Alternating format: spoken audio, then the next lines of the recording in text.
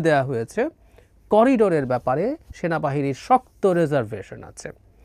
এটাই আসলে মূল জায়গা। আমার অন্য জিনিসগুলো জরুরি না। আরেকটা কথা বলে একটু চলে আসব, সেটা হচ্ছে অফিসার্স অ্যাড্রেসে সেনাপ্রধান যে বক্তব্য দিয়েছেন, আমি নিজে আমার টেইকে বলেছি যখন এই বক্তব্য আসে, যখন সরকার রিটালিয়েট করে তখন বলেছি যে এই বক্তব্যটা তো কোনো অফিসিয়াল বক্তব্য না। তিনি কোনো জনসভায় অন রেকর্ড বলেননি। উনি রাওয়া ক্লাবে যেমন অন রেকর্ড বলেছেন অনেকগুলো কথা, সেটার দায় উনি নেবেন।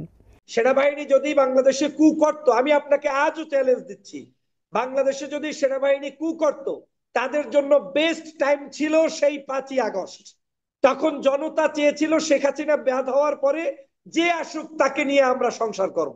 অতিরিক্ত আমরা পেয়ে গেলে তখন কৃতজ্ঞতা স্বীকার করি না। 1/11 সময় যারা করেছে সেইটা ছিল রাজনৈতিকভাবে হস্তক্ষেপ। সেনাপ্রধান বা সেনাবাহিনী কালকে যে সাংবাদিক সম্মেলন করে সরকারকে সিদ্ধান্ত জানিয়েছে, এই সিদ্ধান্তের মাধ্যমে কি আসলে সেনাবাহিনী বা ডক্টর ইউনূসের মধ্যে যে মুখোমুখি অবস্থান সেটাকে কমে যাবে নাকি আরো বাড়বে? সেনাবাহিনী কেন বারবার ডক্টর ইউনূসকে তার নির্দেশে বারবার হুমকি দিচ্ছে, বিষয় নিয়ে আলোচনা করব। এর আগে জাহিদ আলোচনা করেছেন, এবং সেনাপ্রধান বা সেনাবাহিনী যদি কু করার ইচ্ছা থাকতো তাহলে 5 আগস্ট করতে পারতো বলে মন্তব্য করেছেন ডক্টর ফয়জুল্লাহ। তিনি বলে যাচ্ছেন সেনাবাহিনী বা সেনাপ্রধান কখনোই কোনো অভ্যুত্থান করবে না, তারা চায় একটা সরকার বা রাজনৈতিক দলগুলো দেশ চালাক। চলুন আমরা দুটি আলোচনা শুনি, তারপর বিশ্লেষণ করব। সেনাবাহিনীর পক্ষ থেকে একটা অফিসিয়াল ব্রিফিং করা হয়েছে গতকাল, যেখানে বেশ কিছু ইস্যু তারা অ্যাড্রেস করেছেন। গত কয়েকদিন থেকে যেসব ইস্যুতে প্রচুর কথাবার্তা হচ্ছিল, বিশেষ করে সেনাপ্রধান তার অফিসার্স অ্যাড্রেসে বলা কিছু কথা এবং সেই প্রেক্ষাপটে সরকারের অ্যাটিটিউড, জনগণের আলোচনা সমালোচনা, সেনাপ্রধানকে টার্গেটে পরিণত করা, আবারও সব কিছু মিলে খুবই ভলেটাইল একটা পরিস্থিতি ছিল। সেই প্রেক্ষাপটে সেনাবাহিনীর পক্ষ থেকে একদম অফিসিয়াল ব্রিফিং হলো। এই ব্রিফিংয়ের পর এখন এই আলোচনা আমরা করতেই পারি বা করব, সেটা হচ্ছে এই ব্রিফিং কি আদতে সরকারের সাথে সেনাবাহিনীর যে উত্তেজনা তৈরি হয়েছে মেনে নেওয়া ভালো হবে, এবং এই ব্রিফিংয়ে কিছুটা স্বীকৃতিও আছে, অফিসিয়াল ব্রিফিংয়েও। তো সেই উত্তেজনা কি প্রশমিত হলো নাকি এটা আসলে আরও বাড়ার দিকে যাবে, সেই ব্যাপারটা আমরা আগে যা যা হলো সেই আলোচনা করি, তারপর একটা প্রেডিকশন করার চেষ্টা করব কি হতে পারে। কি হওয়া উচিত একটা জিনিস, আর একটু কি হতে পারে। হওয়া উচিত তো বটেই, সরকারের সাথে সেনাবাহিনীর দূরত্ব থাকবে না, সরকারের সাথে বিএনপির দূরত্ব থাকবে না। আমি বারবার বলছি, এই তিনটা ফোর্স, সরকার, সেনাবাহিনী, বিএনপি, তাদের মধ্যকার সুসম্পর্ক আমাদের ভবিষ্যতের ডেমোক্রেটিক ট্রানজিশনের জন্য খুবই জরুরি। জামায়াত খুবই ছোট ফ্যাক্টর, এনসিপি কোনো ফ্যাক্টরি না। আই রিপিট, এনসিপি কোনো ফ্যাক্টরি না। সো এই তিনটা শক্তি যদি ঠিক থাকে, এটা হলে আইডিয়াল সিচুয়েশন, কিন্তু লক্ষণ সেটা নয় বলেই মনে হচ্ছে। যাই হোক, এই ব্রিফিংয়ে যা যা হলো, অনেক কিছু ইস্যু নিয়ে কথাবার্তা হয়েছে। যেমন সরকারের সাথে মতপার্থক্য নিয়ে যখন কথাবার্তা হচ্ছে, তারা ক্লিয়ার করতে চেয়েছেন যে একেবারেই না, যেভাবে বলা হচ্ছে যে অনেক মতপার্থক্য বা বিভেদ হয়েছে, সেরকম কিছু না। তারা পরিপূরক হিসাবে কাজ করছেন সরকারের সাথে পরস্পর। আবারও কিন্তু বক্তব্যের মধ্যে কেউ চাইলে ধরতে পারেন যে সেনাবাহিনী সরকারের সাথে কাজ করছে মানে কি, সেনাবাহিনী কি বাইরের কিছু, সে সরকারের সাথে কোলাবোরেট করছে, কোঅপারেট করছে? No, it's a very integral part of the government. So government যেভাবে চাইবে সেভাবে কাজ করার কথা। আমি আগেও বলেছি, আবারও বলছি, এই কুতর্কে এখন আপাতত আর ঢুকছি না। এটা অপ্রয়োজনীয় তর্ক। এটা ফিলোসফিক্যালি আমরা কেউ চিন্তা করতে পারি যে সেনাবাহিনী তার এখতিয়ারের মধ্যে আছে কি নেই। আমি মনে করি আছে, সোফার তারা যা করেছেন সেই ক্ষেত্রে। তবে একটা জায়গায় আমি ব্রিফিংয়ে শুনলাম, তিনি বলছেন যে একটা পরিবারেও, মানে বাবার সাথে সন্তানদের বা ভাই বোনদের নিজেদের মধ্যে মাঝে মাঝেই কোনো ভুল বোঝাবুঝি হতে পারে, হয়, সেটা আবার ঠিক হয়ে যায় এরকম। তার মানে সেনাবাহিনীর দিক থেকে অফিসিয়ালি এটা স্বীকার করা হচ্ছে যে এই ধরনের কিছুটা টানাপোড়েন আছে। আর যখনই ভালো সম্পর্ক আছে বলা হয়, নিশ্চয়তা দিতে হয়, তাতে মনে হবেই যে এই বোধটা তো বাইরে আছে, ইটস ফর শিওর, এবং তাদের মধ্যেও আছে। সেই কারণে আমাদের এই ভাগটাকে গুরুত্ব দিয়ে দেখব। তারপরে পুশিনের কথা এসছে। আমরা কিন্তু মূল আলোচনা করব করিডোর নিয়ে, তাদের যে বক্তব্য, এটাই সবচেয়ে গুরুত্বপূর্ণ। পুশিনের আলোচনা এসছে, পুশিন নিয়ে তারা বলছেন তারা ফাইট করবেন, বিজিবি ট্যাকেল করছে। আমি শুনলাম তাদের ইন্টারভিউ, ব্রিফিং, জবাব, সেটা হচ্ছে একটা নির্দিষ্ট সীমার বাইরে সেনাবাহিনী যেতে পারে না যুদ্ধকালীন সময় ছাড়া বা বিশেষ প্রয়োজন ছাড়া। প্রয়োজনে তারা যাবেন তাই বলছেন। লালমনিরহাটের বিমানবন্দরটা নিয়ে ইন্টারেস্টিং একটা আলাপ আছে, সেটা হলো যে এটা চায়না ইউজ করবে কিনা, এই ধরনের একটা আলাপ করা হয়েছে। ওনারা বলছেন যে এটার মধ্যে এভিয়েশন ইউনিভার্সিটি হবে, এটা একসময় ছিল, আমরা কেন ব্যবহার করব না, চায়নার ইউজ করবে কিনা সেরকম কিছু তারা জানেন না। তবে তারা আবার এটাও যোগ করছেন যে দেশের নিরাপত্তা বিঘ্নিত হতে পারে এই ধরনের কোনো সিদ্ধান্ত সরকার নেবে বলে তিনি মনে করেন। এটা ওনার ব্যক্তিগত অপিনিয়ন। সীমান্ত নিয়ে কথা বলেছেন, বান্দরবান সীমান্তের যে ক্রাইসিস আছে, মানে আরাকান আর্মি দেশে ঢুকে পড়া নিয়ে কথা আছে। এখানে একটা খুবই ইন্টারেস্টিং কথা আছে, তিনি এভাবে বলছেন, বাংলাদেশ মিয়ানমার বর্ডার এখন খুবই জটিল পরিস্থিতির মধ্যে রয়েছে। আরাকান আর্মি রাখাইন রাজ্য প্রায় দখল করে নিয়েছে, যাতে মিয়ানমার সরকারের অস্তিত্ব এখানে বিলীনের পথে। আরাকান আর্মিও কোনো স্বীকৃত সংগঠন নয়। তারপরে তিনি বলছেন যে তারা সব ক্ষেত্রে নজর রাখছেন। তারপরে যখন আরাকান আর্মির সাথে যোগাযোগের প্রশ্ন হলো, ভেতরে এসে কথা বললো, তিনি বলছেন অফিসিয়ালি সেনাবাহিনীর সাথে আরাকান আর্মির কোনো যোগাযোগ নেই। এই জায়গাটা একটু খেয়াল রাখবো আমরা, এটা সিগনিফিক্যান্ট, এটা মানতে হবে আমাদেরকে। এটা কেন সিগনিফিক্যান্ট আমি পরে আসবো। করিডোর প্রসঙ্গে তাকে যখন জিজ্ঞেস করা হয়েছে তখন তিনি খুব স্পষ্টভাবে একটা জবাব দিয়েছেন, সেটা হচ্ছে এই। আচ্ছা, আগে আরাকান আর্মির ক্ষেত্রে একটু যদি বলি, সেটা হচ্ছে তিনি বলেন এরকম হুবহু, আরাকান আর্মির সঙ্গে আমাদের সরাসরি কোনো যোগাযোগ নেই। গণমাধ্যমে যতটুকু দেখেছেন তার বস্তুনিষ্ঠতা তারা যথেষ্ট বিবেচনার দাবি রাখে, মানে ওই যে ঢুকে প্রোগ্রাম করেছিল। করিডোর নিয়ে, যেটা নিয়ে প্রচুর আলোচনা হয়েছে, সেই জায়গাটা একটু দেখব। তিনি বলেন কর্নেল মোহাম্মদ শফিকুল ইসলাম দুজন মিলে ব্রিফ করেছেন, একজন ব্রিগেডিয়ার জেনারেল ছিলেন এবং কর্নেল ছিলেন। তিনি বলছেন করিডোর একটি স্পর্শকাতর বিষয়, দেশের নিরাপত্তা বিঘ্নিত হয় এমন কোনো কাজে বাংলাদেশ সেনাবাহিনী সম্পৃক্ত হবে না। আমি আবারও পড়ছি, করিডোর একটি স্পর্শকাতর বিষয়, দেশের নিরাপত্তা বিঘ্নিত হয় এমন কোনো কাজে বাংলাদেশ সেনাবাহিনী সম্পৃক্ত হবে না। খুব ক্লিয়ারলি জানিয়ে দেওয়া হয়েছে করিডোরের ব্যাপারে সেনাবাহিনীর শক্ত রিজার্ভেশন আছে। এটাই আসলে মূল জায়গা। আমার অন্য জিনিসগুলো জরুরি না, আর একটা কথা বলে একটু চলে আসব। সেটা হচ্ছে অফিসার্স অ্যাড্রেসে সেনাপ্রধান যে বক্তব্য দিয়েছেন, আমি নিজে আমার টেইকে বলেছি যখন এই বক্তব্য আসে, যখন সরকার রিটালিয়েট করে, তখন বলেছি যে এই বক্তব্যটা তো কোনো অফিসিয়াল বক্তব্য না। তিনি কোনো জনসভায় অন রেকর্ড বলেননি। উনি রাওয়া ক্লাবে যেমন অন রেকর্ড বলেছেন অনেকগুলো কথা, সেটার দায় উনি নেবেন। এটা এমন না যে আইএসপিআর আমাদেরকে স্টেটমেন্ট দিয়ে জানিয়েছে, তাও না। এটা অফিসার্স অ্যাড্রেসে বলা কিছু কথা বিভিন্ন সূত্রের বরাতে বিভিন্ন মিডিয়াতে, বিশেষ করে পত্রিকায় চলে এসছে। তো এটাকে তো আসলে শতভাগ তাদের কথা সেভাবে ধরা জরুরি ছিল না, কিন্তু সরকার তীব্র রিয়াকশন দেখিয়েছে। আমাদের নিশ্চয় মনে আছে সার্বিক পরিস্থিতি ব্যাখ্যা করে যে স্টেটমেন্ট সরকার দিয়েছিল, সেখানে দুদিন আগে 3টা শব্দ ব্যবহার করা হয়েছে, অত্যন্ত কঠোর আক্রমণাত্মক শব্দ। আমি এটাকে ধমক হিসেবেই দেখতে চাই। এটা ধমক ছিল, উদ্দেশ্যমূলক, এখতিয়ার বহির্ভূত বক্তব্য। এই 3টা কথা বলা ছিল, 3টা শব্দ স্পষ্টভাবে এটা সেনাপ্রধানকে ইন্ডিকেট করা হয়েছে। আজকে এই জিনিসগুলো তাদের জায়গা থেকে তারা জনগণের সামনে ক্লিয়ার করতে এসছেন। আমি সেনাবাহিনীর দিক থেকে যদি দেখি, তাদের অ্যাটিটিউড হচ্ছে ডিএসকালেট করা, উত্তেজনা কমিয়ে আনার চেষ্টা করা। তারা ব্যাখ্যা করেছেন তাদের অনেক কিছুই। তবে আমি এখানে একটা ফাইট দেখছি, সেটা হলো সেনাবাহিনীর সাথে জনাব খলিলের ফাইট। আমার মনে হয় এই ফাইটটা আছে এবং এই ফাইটটা চলবে। এই যে আরাকান আর্মি প্রসঙ্গে জনাব খলিল এই এবারকার ডক্টর ইউনূসের পদত্যাগ বিষয়ক ঘটনা, যেটাকে অনেকে নাটক বলে বলছেন, এই ঘটনা শুরুর আগে আগে তিনি একটা ব্রিফিং করেছেন, যেখানে তিনি আরাকান আর্মির প্রসঙ্গে বলেছিলেন আমরা স্বাধীন সার্বভৌম দেশ।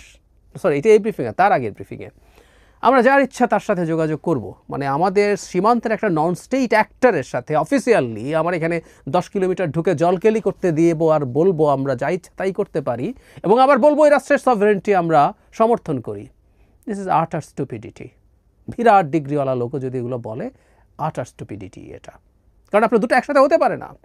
মিয়ানমারের জান্তা সরকারকে যদি আপনি সরকার হিসেবে স্বীকৃতি দেন, মিয়ানমারের সভরেন্টিকে যদি আপনি স্বীকৃতি দেন, তাহলে আরাকান আর্মির সাথে আন্ডার টেবল ইনফর্মাল যোগাযোগ আপনি রাখতেই পারেন, সেটা রাখতে হবে। এটা আমরা বলছি, একটা দেশকে অনেক কিছু বিবেচনা করতে হবে। আপনি ঘোষণা দিতেছেন এইভাবে, একটা মানুষ ন্যূনতম ফরেন পলিসি বোঝে কিনা এই প্রশ্ন আসতে পারে। তাকে আমরা ন্যাশনাল সিকিউরিটি অ্যাডভাইজার বানিয়েছি। যাই হোক, এই যোগাযোগের ব্যাপারটা মিলিটারি যেটা করেছে, তাদের সাথে কোনো অফিসিয়াল যোগাযোগ নেই, তারা এটা এনশিওর করেছে, এটাই করার কথা ছিল, এবং এটা জনাব খলিলের কথার একটা জবাব হিসাবে আমি দেখব। তার চাইতে জরুরি কথা, করিডোর হতে দেবে না সেনাবাহিনী। আমরা অন্তত তাদের অবস্থানটা এইরকম দেখছি, এবং এটাও জনাব খলিলেরই এজেন্ডা। এটা উনি নিয়ে এসছেন। ওনার প্রথম রোহিঙ্গা বিষয়ক হাই রিপ্রেজেন্টেটিভ হয়েছেন, তারপরে এসে ক্রমাগত তিনি এটাকে নিয়ে কথা বলে গেছেন। মিথ্যাচার করে গেছেন। আমি এটা নিয়ে কথা বলেছি, আমি আবার একটু স্মরণ করিয়ে দেই। হিউম্যানিটেরিয়ান যে কোনো পণ্য, সেটা খাবার, ঔষধ সহ যে কোনো কিছু যদি একটা ডিমিলিটারাইজড জোনের মধ্যে দিয়ে যাবে, একটা ভিডিও করে দেখিয়েছি জাতিসংঘের সংজ্ঞা অনুসারে সেটাও করিডোর। উনি এটাকে করিডোর না বলে হিউম্যানিটেরিয়ান প্যাসেজ ট্যাসেজ বলে ওরা করতে পারছেন না, ভুজং ভাজং দিতে চেয়েছিলেন, কারণ তার সামনে কোটি কোটি মূর্খ অশিক্ষিত বোকারা বসে আছে বলে তিনি মনে করেন অ্যাটলিস্ট। মিথ্যাচার করছেন। অনেস্টি ওয়াজ ইম্পর্টেন্ট। হ্যাঁ, আমরা এটা করছি, করিডোর দিচ্ছি, এই কারণে দিচ্ছি। রাদার করিডোর শব্দটা যেহেতু পররাষ্ট্র উপদেষ্টা বলেছিলেন, তার ঘাড়ে দোষ চাপিয়ে কেউ তার পদত্যাগও চাইছে, অথচ এটা করিডোর, সরকার নীতিগত সিদ্ধান্ত নিয়েছে এবং মিস্টার খলিল এটার মূল নাটের গুরু, আমরা এভাবে বলতে পারি। তো যেটা হয়েছে, সেনাবাহিনীও জনাব খলিলকে মনে হয় একটা বার্তা দিয়েছে, কারণ খলিলের সাথেই আসলে এই সরকারের সাথে এই সেনাবাহিনীর এই যে রিসেন্ট দূরত্ব তৈরি হওয়া, এটার মূল কুশীলব মাস্টার মাইন্ড, এই যে সংকটের মাস্টার মাইন্ড মিলিটারির সাথে জনাব খলিল, এটা এখন মোটামুটি ওপেন সিক্রেট। আল জাজিরার রিপোর্টেও একই ধরনের আভাস আমরা দেখেছি, আর আমাদের দেশে তো অনেক জায়গায় এই কথাগুলো চলে এসছে। ফলে মিলিটারি জনাব খলিলকেও কিন্তু একটা বার্তা দিয়েছেন স্পষ্ট, তিনি যেটা করতে যাচ্ছেন ওটা করা যাবে না, ওটার একটা ট্রেড অফ আছে। এই সরকার এই কাজটা করতে চায়, জনাব খলিল সরকারকে, ডক্টর ইউনূসকে কনভিন্স করেছেন এটা করতেন, এবং আমরা বহুবার বলেছি এটা টেনে একটা যুদ্ধের মধ্যে ঢুকিয়ে ফেলতে চান যাতে ইলেকশন করা না লাগে। তারা আমেরিকা থেকে আসছেন দেশ উদ্ধার করতে, পালিয়ে গিয়েছিলেন একসময় বাংলাদেশ থেকে, অনেকে জানেন, খুবই বিব্রতকর কারণে। এখন দেশে উদ্ধার করতে এসছেন, উদ্ধার করবেন। উদ্ধার যখন করবেন দেশ, যত বেশি দিন উদ্ধার করতে পারেন ততদিন তাদের জন্য ভালো। সেনাবাহিনী তাকে একটা খুব গুরুত্বপূর্ণ অ্যালার্মিং দিয়েছে বলে মনে করি। প্রশ্ন হচ্ছে আজকের এই ব্রিফিংয়ের, গতকালের এই ব্রিফিংয়ের পর কি দাঁড়াবে? সরকার শুভবুদ্ধির উদয় হওয়া উচিত, যতটুকু হয়েছে। সরকার সবচেয়ে পাওয়ারফুল দুটো গ্রুপের সাথে একসাথে যুদ্ধে নেমে গেছে। অন্যান্য জায়গায় এখন যুদ্ধ ছড়িয়ে পড়ছে, সচিবালয় কর্মচারীদের সাথে, মানে প্রজাতন্ত্রের কর্মচারী, সরকারি যে লোকজন আছে তারা মাঠে নেমে গেছেন, তারা আগে এনবিআর তাদের কারণে ফাইট করছিল, তারা আবার এটারও পার্ট, এসব চলছে। কিন্তু মূল যে পাওয়ারফুল দুটো, সেনাবাহিনী এবং বিএনপি, দুটো জায়গায় একসাথে ফাইট করতে শুরু করেছেন। সরকারের উচিত হবে এই দুটো জায়গা থেকেই ফাইটের ডিএসকালেট করার চেষ্টা করা। সেনাবাহিনী তার জায়গা থেকে আমি মনে করি যথেষ্ট সদিচ্ছার উদাহরণ দেখিয়েছেন, তারা ক্লিয়ার করেছেন, তারা কোনো শুধু একটা ইস্যু ছাড়া, আমি এই ইস্যুটাকেও সরকার বা ডক্টর ইউনূস মনে করি এটা স্পেসিফিক একজন ব্যক্তি, এবং আমি বলেছি সরকার যদি চায় এখানে তারা ডিএসকালেট করবে, বিশেষ করে মিলিটারির সাথে। জনাব খলিলকে আসলে একেবারেই সরকার থেকে বের করে দেওয়া উচিত। নিদেন পক্ষে তার জাতীয় নিরাপত্তা উপদেষ্টা এবং ডিফেন্স মিনিস্ট্রিতে তাকে যে দায়িত্বে যুক্ত করা হয়েছে সেখান থেকে সরানো, ইভেন রোহিঙ্গার হাই রিপ্রেজেন্টেটিভও সরানো দরকার, তাকে অন্য একটা কোনো দায়িত্ব দেওয়া উচিত, কারণ রোহিঙ্গা হাই রিপ্রেজেন্টেটিভ হয়ে আবার সেই করিডোরের ধানাই পানাই উনি আবার চালাতে পারেন, উচিত হবে সরকারের। সো সরকারের জায়গা থেকে যদি, মানে আমি মনে করি খুব চমৎকার একটা সিচুয়েশন আমরা দাঁড়িয়ে আছি, এটা আমাদের জাতির জন্য ভালো হবে। কিন্তু আমি সত্যিই সন্দিহান, কারণ একটা সময় পর্যন্ত বলতাম, আসলে একটু রাগঢাক করতাম, সেটা হচ্ছে ডক্টর ইউনূসের সাথে থাকা একটা চক্র, তার সরকারে থাকা, সরকারের বাইরে থাকা মিলে একটা আনহোলি নেক্সাস তৈরি হয়েছে, তারা এগুলো করছে। কিন্তু যতদিন যাচ্ছে আসলে এটা খুব প্রকাশিত হয়ে পড়ছে, ডক্টর ইউনূস নিজে এটার পার্ট। এই নেক্সাসকে তিনি লিড করছেন কিনা এই প্রশ্ন কয়েকদিন পরে আরও স্পষ্ট হয়ে উঠবে।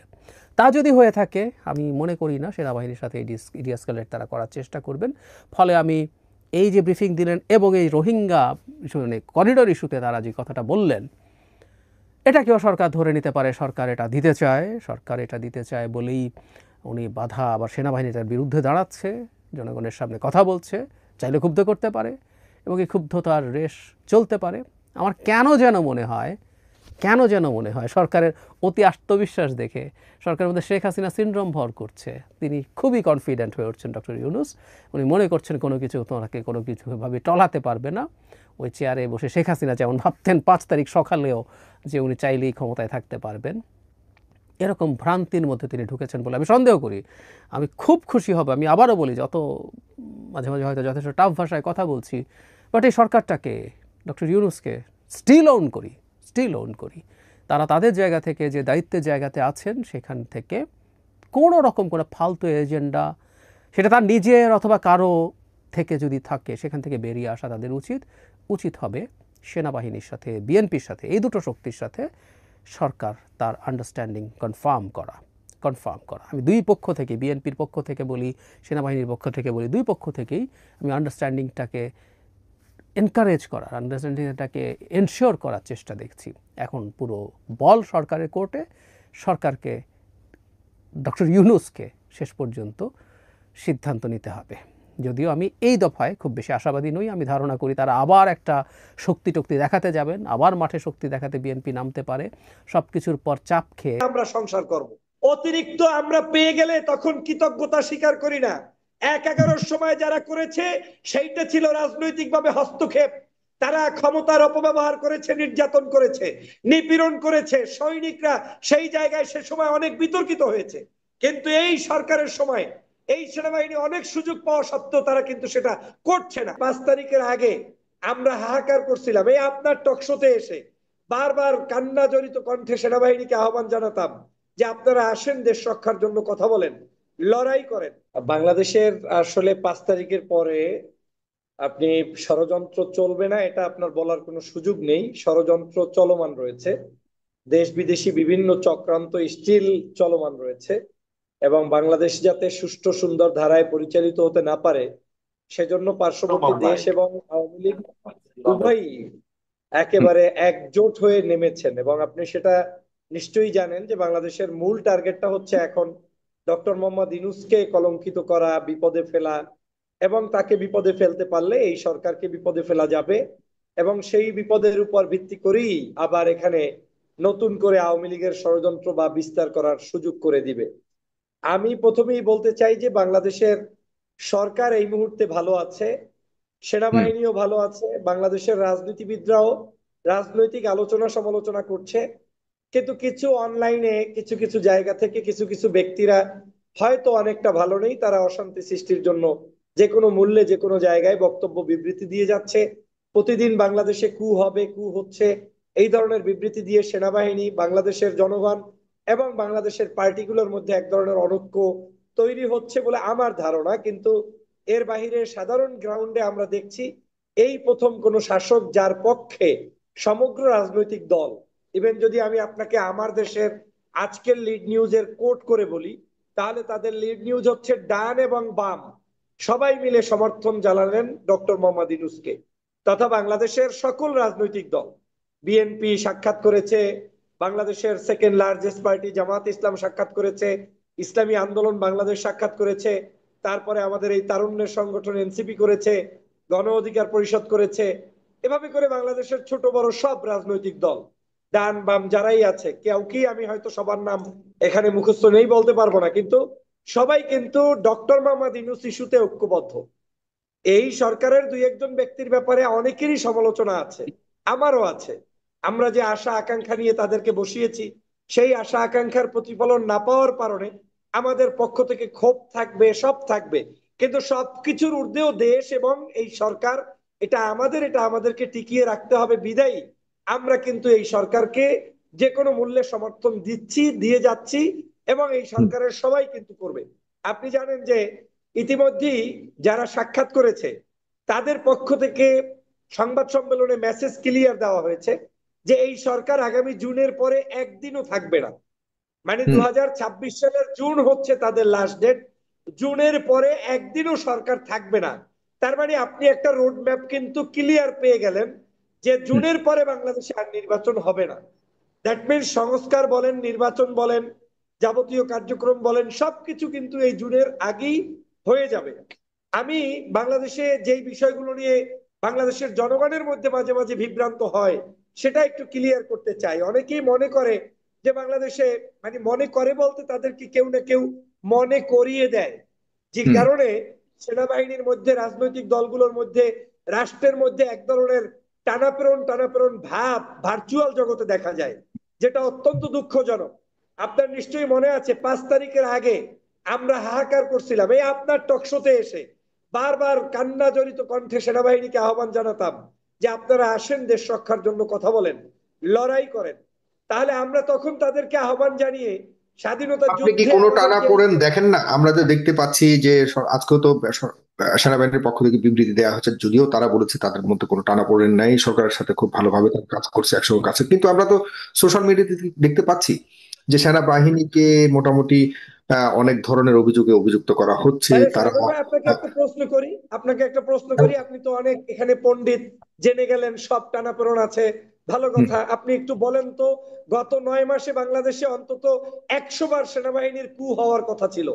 যদি এই হুম। সোশ্যাল মিডিয়ার বিভিন্ন টানাপোড়েনকে আপনি বিশ্বাস করেন, যে একশো তারা বার নয় পারেনি, মাসে হয়তো তারা একদিন পারেনি, সেই শক্তি না, সেনাবাহিনীর নাই। পারেনি না, পারেনি এই কথাটাই ভুল। সেনাবাহিনী যদি বাংলাদেশে কু করত, আমি আপনাকে আজও চ্যালেঞ্জ দিচ্ছি, বাংলাদেশে যদি সেনাবাহিনী কু করত, তাদের জন্য বেস্ট টাইম ছিল সেই 5ই আগস্ট। তখন জনতা চেয়েছিল শেখ হাসিনা বাদ হওয়ার পরে যে আসুক তাকে নিয়ে আমরা সংসার করব।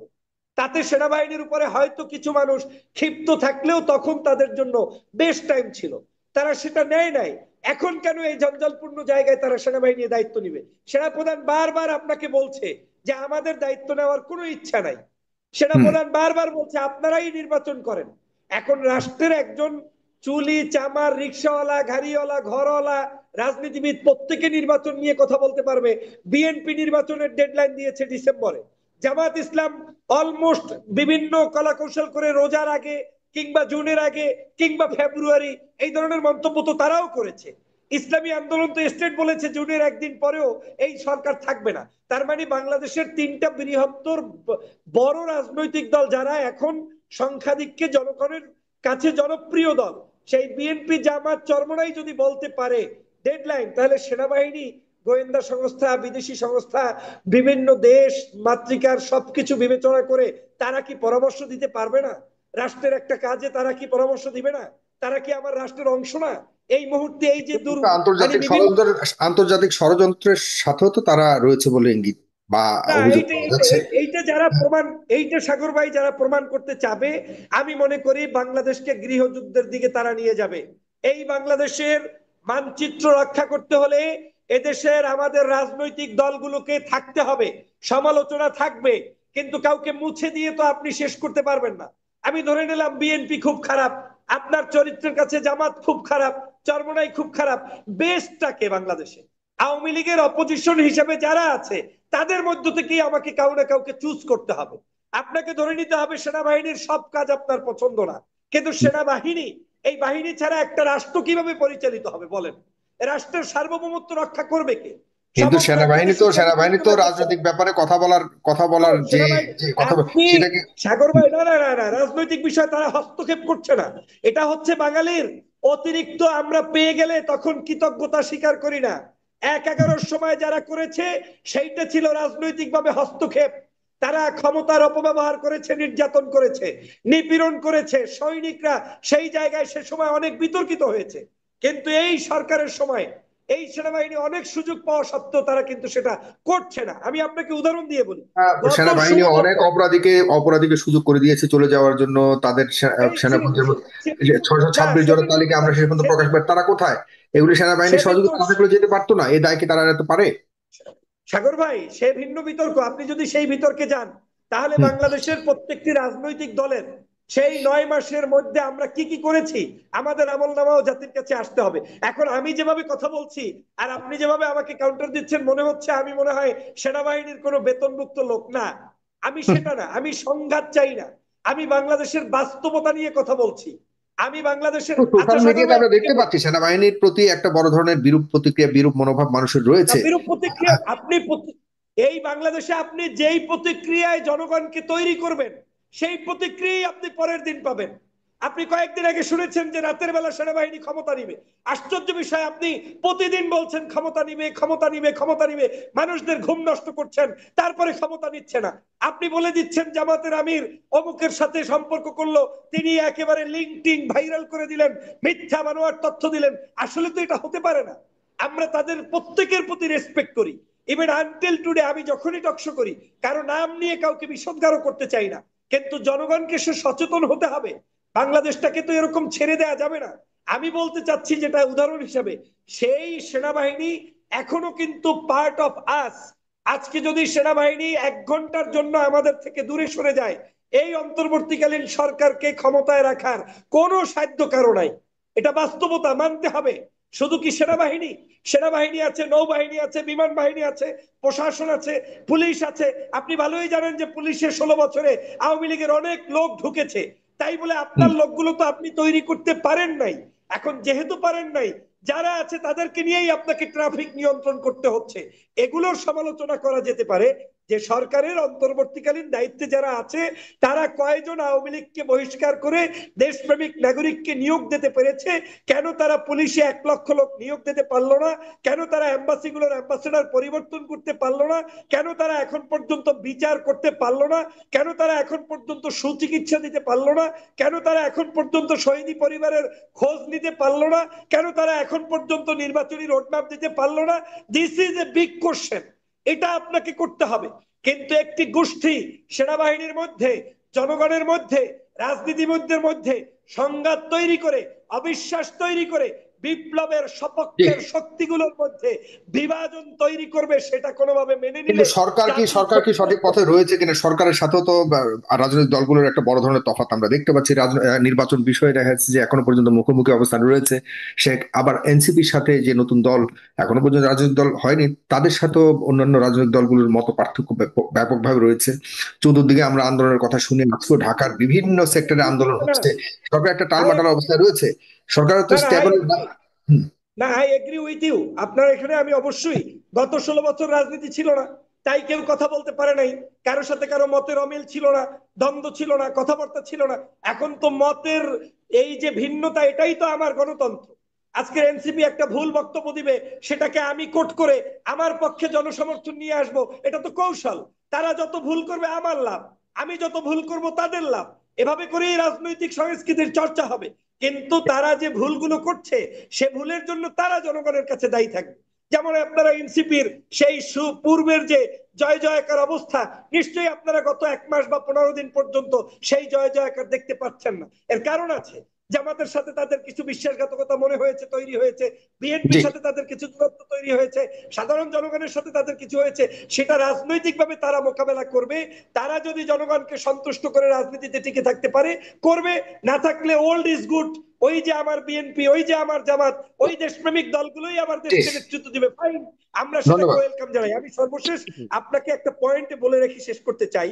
বাংলাদেশে গত 16 বছর পর্যন্ত একজন এসআই, একজন কনস্টেবল পর্যন্ত যে ধরনের রাজনৈতিক অনধিকার চর্চা করেছে, এবং সেই অনধিকার আমার পক্ষ থেকে বলছি না, আওয়ামী লীগের বড় মাপের নেতা তোফায়েল আহমেদ সাহেব সংসদে দাঁড়িয়ে বলেছিলেন যে আমরা জিম্মি হয়ে যাচ্ছি প্রশাসনের কাছে, কর্মকর্তাদের সাথে।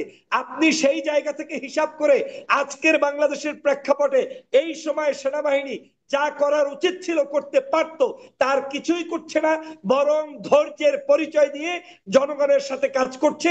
আমি গ্যারান্টি দিয়ে বলতে পারি, যদি বাংলাদেশে এমন কোন বড় ধরনের অরাজকতা সৃষ্টি আমরা না করি যেটা সার্বভৌমত্বের জন্য হুমকি স্বরূপ, তাহলে অন্ততপক্ষে সেনাবাহিনী আমাদের এই রাজনীতিতে হস্তক্ষেপ করবে না। নির্বাচন পর্যন্ত আমাদেরকে ধৈর্য ধরতে হবে, এবং জুন পর্যন্তই, যেহেতু ডক্টর মোহাম্মদ ইউনূস টাইম দিয়েছে, আমি বিশ্বাস করি জুন পর্যন্তই বাংলাদেশের সমগ্র রাজনৈতিক দলকে ধৈর্য ধরা উচিত। আর আমাদের রাজনৈতিক নিজস্ব এজেন্ডা বাস্তবায়নের জন্য নিজেদের মধ্যে সংস্কার করা প্রয়োজন। কে কার পার্টিতে কত বেশি দেশপ্রেমিক, কত বেশি ভালো মানুষ, কত বেশি জুলাইয়ের স্পিরিটের মুক্তিযোদ্ধা এবং ধর্মভিত্তিক মানুষদের। দর্শক, আলোচনাগুলো শুনে বুঝতে পেরেছেন আসলে ডক্টর ইউনূসের সাথে সেনাবাহিনীর যে সমঝোতাটা, সেটা হওয়ার সম্ভাবনা আমার মনে হয় না হয়েছে। ডক্টর ইউনূস যে তার বক্তব্য দিয়েছিলেন, বা খলিলুর রহমান, তারপরে কিন্তু সেনাবাহিনী বক্তব্য দিয়েছে। ডক্টর খলিল স্পষ্ট করেছেন করিডোর নিয়ে কোনো আলোচনা হয়নি, কিন্তু করিডোর নিয়ে সেনাবাহিনী যে আলোচনা করেছেন এটা হচ্ছে করিডোর দেওয়া যাবে না, সার্বভৌমত্বের তো হুমকি আসে এমন কোনো কাজ করা যাবে না। অর্থাৎ তাদের মধ্যে এখনো মুখোমুখি অবস্থান রয়েছে এবং তারা তাদের আগের জায়গায় রয়েছে। সেনাপ্রধান বা সেনাবাহিনী করিডোর দিবে না, ডক্টর ইউনূস একটা মানবিক চ্যানেল দিতে চায় জাতিসংঘকে, এই অবস্থা এখনো রয়েছে। তবে এখন দেখা যাবে কারা আসলে সফল অর্জন করতে পারে। অথবা ডক্টর ইউনূস স্যার যেহেতু কয়েকদিনের জন্য আসছেন, তার কোনো রাজনৈতিক পরিচয় নাই, তার পরে আবার ক্ষমতা আসার কোনো সম্ভাবনা নাই, তিনি হয়তো বা তিনি মাথা ঘামাবেন না। তিনি চেষ্টা করেছিলেন, তিনি ব্যর্থ হয়েছেন, এটা হয়তো বা এখানে থেকে যাবে। অর্থাৎ রোহিঙ্গাদের সংকট, এই সংকট আর সমাধান হচ্ছে না এবং এটা তীব্র আকার সামনে বাড়তে যাচ্ছে, যেটা বাংলাদেশের নিরাপত্তার জন্য হুমকি হতে পারে।